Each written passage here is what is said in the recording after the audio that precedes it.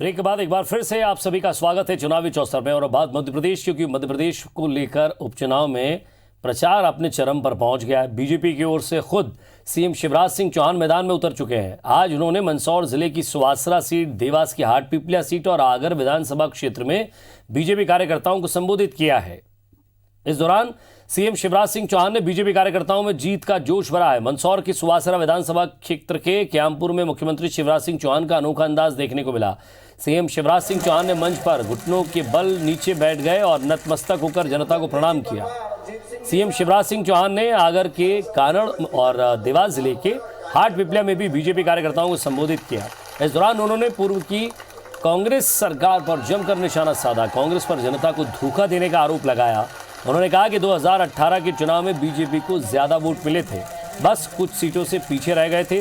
CM Shivraj Singh Chauhan ने जनता से BJP को जिताने की अपील की। उन्होंने जनता और कार्यकर्ताओं से कहा है कि कमल के निशान पर दिया आपका एक एक वोट आपके मामा शिवराज सिंह चौहान को मिलेगा। आपको एक वोट से प्रधानमंत्री मोदी को सशक्त बनाना है।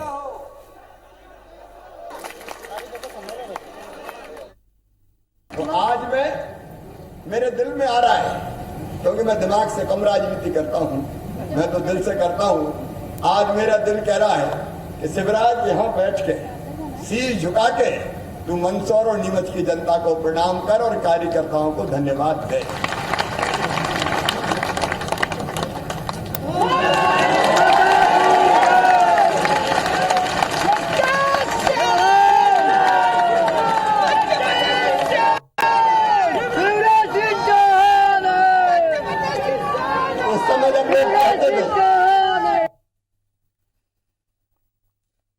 पूरे मध्य प्रदेश में त्राही मची थी और इसलिए प्रदेश को बचाने के लिए गंगे जी ने और बाकी नेताओं ने, सिंधिया जी ने त्याग किया और इस सरकार को गिराया, क्योंकि वो सत्यानाशी सरकार थी। कहते नारियल लेके चल रहे हैं, हाँ नारियल लेके चल रहे हैं, और फोड़ेंगे और विकास के काम करेंगे, कोई कसर नहीं छोड़ेंगे। कांग्रेस के झूठ का पर्दाफाश हो गया है। और मध्य प्रदेश की 28 विधानसभा सीटों के लिए चुनाव प्रचार शुरू पर है। बीजेपी और कांग्रेस के दिग्गज नेता लगातार चुनावी रैलियां कर रहे हैं, लेकिन इन सब के बीच कांग्रेस के चाणक्य कहे जाने वाले दिग्विजय सिंह चुनावी रैलियों से गायब है। ऐसे में मध्य प्रदेश में सवाल उठ रहा है कि क्या चुनावी राजनीति से दिग्विजय सिंह को साइडलाइन कर दिया गया है। मध्य प्रदेश में कई नेता दिखाई दे रहे हैं, पर दिग्विजय सिंह की गैर मौजूदगी चर्चा का विषय बनी हुई है।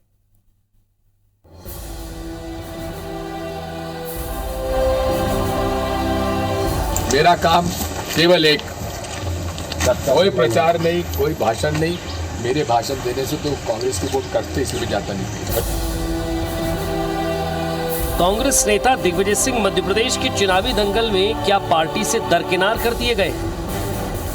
सूबे में वोटिंग के लिए 5 हफ्ते भी नहीं बचे हैं, लिहाजा ऐन चुनाव के वक्त दिग्विजय सिंह मध्य प्रदेश से गायब नजर आ रहे हैं। क्या वो सचमुच दरकिनार किए जा रहे हैं या एक बार फिर रणनीति के तहत ऐसा किया जा रहा है? ये राजनीति है तो किसकी? कांग्रेस नेतृत्व की या फिर खुद दिग्विजय सिंह की? ये सवाल आजकल सियासी गलियारों में चर्चाओं में है। वहीं बीजेपी कांग्रेस में दिग्विजय सिंह को दरकिनार किए जाने से चिंतित नजर आ रही है। बीजेपी कह रही है कि कांग्रेस के पास एक चेहरा ही नहीं है, तो किसको देखकर? ये मुझे नहीं मालूम कि कौन क्यों गायब है, लेकिन आप सब इस बात को भली भांति जानते हैं कि दिग्विजय सिंह जी जहां भी जाते हैं वहां कांग्रेस की हवा ही खराब करने का काम करते हैं। देश और मध्य प्रदेश की सियासत में चुनाव में हमेशा दिग्विजय सिंह बीजेपी के निशाने पर लिए जाने वाला सबसे बड़ा चेहरा है। बीते 25 साल में अब तक के हर चुनाव में बीजेपी ने अगर किसी को टारगेट पर रखा है तो वह है राघोगढ़ के राजा ही। बीजेपी नेताओं के भाषण मिस्टर बंटा ढार ने 2003 में बीजेपी को बड़ी सफलता दिलाई थी। चुनाव में बीजेपी का प्रचार दिग्विजय सिंह के जिक्र के बिना खत्म नहीं होता। लोगों को 10 साल के उनके राज में सड़क, बिजली, पानी के हाल की याद दिलाई जाती है। बीजेपी दिग्विजय सिंह को हर हाल में भड़काने की कोशिश कर रही है ताकि वे कुछ बोले करें, लेकिन दिग्विजय बैकरूम बॉय बने हुए हैं। यही बीजेपी की बेचैनी की वजह है। हालांकि कांग्रेस दिग्विजय सिंह की सक्रियता को लेकर कुछ और ही कहानी बता रही है। 2018 के अंदर जिस तरीके से उन्होंने मध्य प्रदेश के सारे जिलों में, सारे विधानसभा क्षेत्रों में समन्वय का काम किया था, और उससे मध्य प्रदेश के अंदर कांग्रेस की सरकार बनी थी। उसी तरीके का प्रयास अभी भी उनका जारी है कि बहुत समन्वय का काम कर रहे हैं। और आज बीजेपी घबराती है किसी से तो वो मध्य प्रदेश के अंदर दिग्विजय सिंह जी से घबराती है। निश्चित रूप से जो मध्य प्रदेश के अंदर 28 उपचुनाव के अंदर विजय मिलने वाली है उसका श्रेय दिग्विजय सिंह जी को जाएगा। दिग्विजय सिंह अपनी बेबाकी के लिए जाने जाते हैं। उनकी बेबाकी कई बार मध्य प्रदेश ही नहीं बल्कि पूरे देश में कांग्रेस पर भारी पड़ी है। राजनीतिक उठापटक के वही माहिर खिलाड़ी दिग्विजय सिंह 2018 के चुनाव में जब कैमरे के सामने कहते नजर आए थे वो चुनाव में इसलिए प्रचार नहीं करते क्योंकि प्रचार करने से पार्टी के वोट कटते। मेरे भाषण देने से तो कांग्रेस के वोट कटते, इसलिए जाता नहीं। अच्छा, तो सवाल उठता है कि क्या एक वक्त राजनीति के चाणक्य वर्तमान कांग्रेस अध्यक्ष राहुल गांधी के राजनीतिक गुरु कहे जाने वाले दिग्विजय सिंह अब पार्टी में वास्तव में हाशिए पर धकेले जा चुके हैं या जानबूझकर उन्हें चुनावी राजनीति से दूर रखा जा रहा है? मेरा काम केवल एक, कोई प्रचार नहीं, कोई भाषण नहीं। मेरे भाषण देने से तो कांग्रेस के वोट कटते, इसलिए जाता नहीं। सुधीर दंडोतिया, IBC 24, भोपाल। तो चुनाव के मौसम में एक दूसरे की गलतियों, खामियों और कमजोरियों पर राजनीतिक दलों की नजर रहती है। इसके लिए राजनीतिक दल बाकायदा शॉप शूटर की तर्ज पर वीडियो शूटर तैनात कर रहे हैं जो चुनावी राजनीति का बड़ा हिस्सा है, जिसमें अपने प्रत्याशी की खूबी के साथ विरोधी प्रत्याशी की गलती या चूक को रिकॉर्ड करना होता है। चुनाव के लिए तैनात होने वाले शॉप वीडियो शूटर को लेकर एक रिपोर्ट, जरा इसको देखिए आप।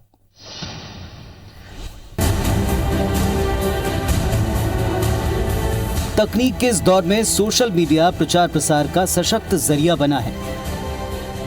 चुनावी मौसम में राजनीतिक दल इसका जमकर इस्तेमाल कर रहे हैं। वीडियो के माध्यम से अपना प्रचार हो रहा है तो विरोधियों की खामी भी इसी माध्यम पर उजागर होती है। चुनावी प्रचार ज्यों-ज्यों तेज हो रहा है वैसे वैसे नेता विवादों में भी फंस रहे हैं। हाल ही में मंत्री इमरती देवी, मंत्री प्रद्युमन सिंह तोमर, बिसाहू लाल सिंह और मंत्री बृजेंद्र सिंह यादव के वायरल वीडियो इसकी बानगी हैं। इससे पहले मंत्री गिरिराज दंडोतिया को काले झंडे दिखाने वाला वीडियो भी सामने आया था। ये सब महज इत्तेफाक नहीं है बल्कि सुनियोजित रणनीति का हिस्सा है जिसे वीडियो शूटर्स की मदद से अंजाम दिया जाता है। जैसे कि जिस कैंडिडेट का हम लोग को काम मिलता है, सबसे पहले तो हम पूरी उस शीट के हिसाब से उस लीडर का हम पूरा एक एनालिसिस निकालते हैं कि उनकी छवि कैसी है, उनका टारगेट ऑडियंस कौन है। फिर उस हिसाब से जो हमें वीकनेस दिखती है उनकी, उस वीकनेस पे हम काम करके इन सारी चीज़ों की हम पोस्टिंग फेसबुक और ट्विटर के माध्यम में करते हैं। वीडियो शूटर्स के मामले में कोई भी दल पीछे नहीं है। सियासी दलों ने इसके लिए IT और सोशल मीडिया पर एक फौज लगा रखी है। हर प्रत्याशी के पीछे वीडियो शूटर्स चल रहे हैं जो इनके हर मूवमेंट पर नजर रखते हैं और गलती दिखते ही उसे उजागर करने का काम करते हैं। इतना ही नहीं, एक दूसरे के पुराने कच्चे चिट्ठे भी खोले जा रहे हैं। डर्टी पॉलिटिक्स डिपार्टमेंट केवल कांग्रेस में है और जिसकी दुकान और शोरूम दोनों बंद हो जाते हैं वो इस तरह से कैंपेन स्ट्रेटेजी बनाता है जो कांग्रेस ने बनाई है। ये डर्टी पॉलिटिक्स डिपार्टमेंट कांग्रेस के द्वारा पाला जा रहा है। Bharatiya Janata party dirty politics के लिए पूरे विश्व में प्रख्यात हो चुकी है। अब कोई भारत तक सीमित नहीं है। ये ट्रंप भी जो है उनकी इस गंदगी की चर्चा करते रहते हैं कि भारतीय जनता पार्टी जो है फेक न्यूज़ और इन सब में जो है इन्होंने बहुत 6 साल में बड़ी महारत हासिल कर ली है, इसके विशेषज्ञ हो गए ये। हमने देखा है कि मतदाताओं को रिझाने के लिए कोई पैसे बांट रहा है तो कोई साड़ियां, लेकिन सोशल मीडिया की पहरेदारी से कोई बच नहीं पाया। इनके वीडियोस वायरल होने से ये नेता चुनाव आयोग के शिकंजे में आए।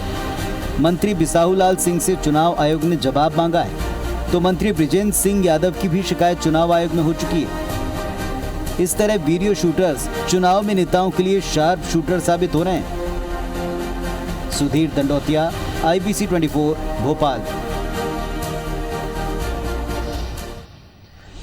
तो उपचुनाव की हर छोटी बड़ी खबर आप देखें यहां, क्योंकि ये है चुनावी चौसर। और चुनावी चौसर में फिलहाल इतना ही। दीजिए इजाजत, नमस्कार।